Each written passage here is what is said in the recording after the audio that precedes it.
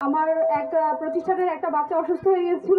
মাননীয় জেলা প্রশাসক এবং জেলা ক্রীড়া এই চাঁদপুর জেলার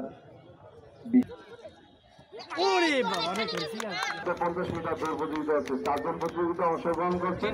আবাদ সংগ্রহের জন্য রয়েছেন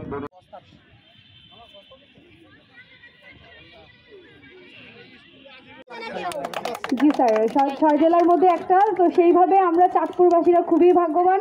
এবং এখানে যারা উপস্থিত আছেন আমি সাংবাদিক ভাইদের মাধ্যমে জানাতে চাচ্ছি, আমাদের ডিসেম্বর মাস পুরোটাই হচ্ছে সরকারি বাস শ্রবণে।